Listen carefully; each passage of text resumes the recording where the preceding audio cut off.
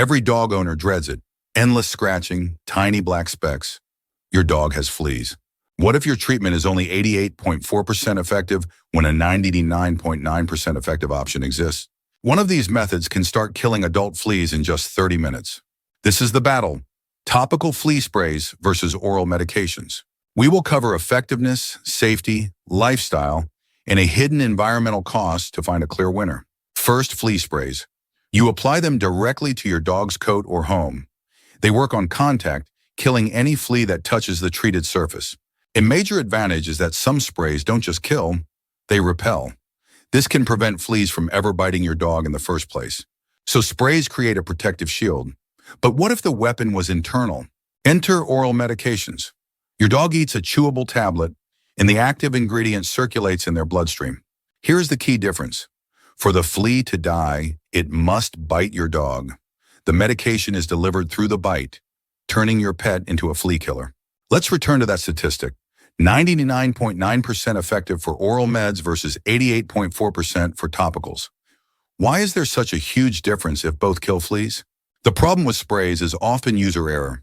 For dogs with thick fur, getting the spray down to the skin where it needs to work is very difficult. Does your dog love to swim? A spray's effectiveness can literally wash away. Oral medications are unaffected by bathing or swimming.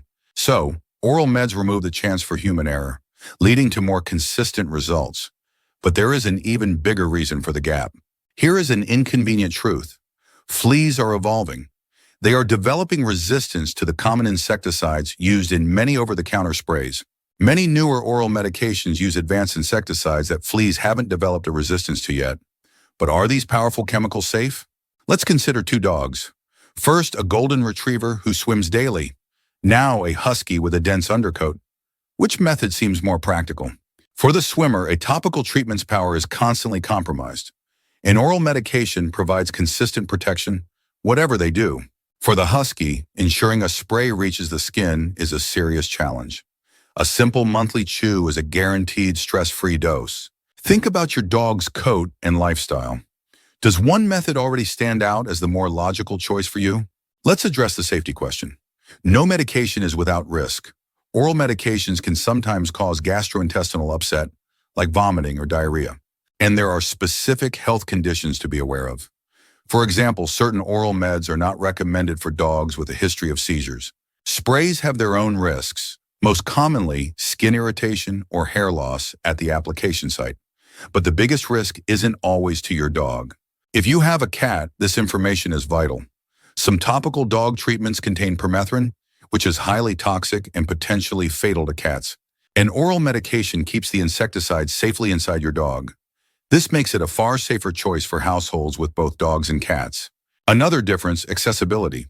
Many sprays are available over the counter, while the most effective oral meds require a vet's prescription. Can you use both? Sometimes, but combining treatments can be risky.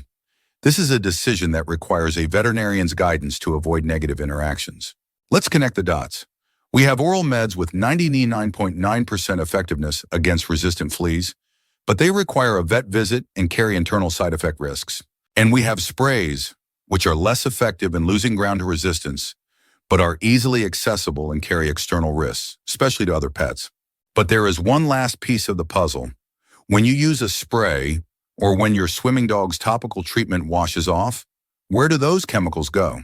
Studies are finding these insecticides in our rivers, posing a risk to aquatic life.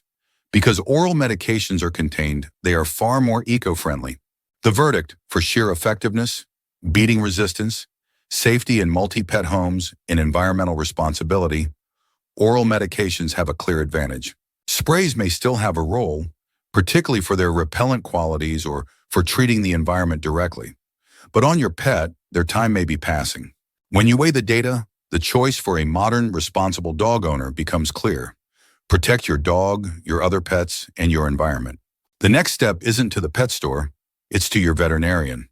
Have an informed conversation about switching to an oral medication that's right for your dog.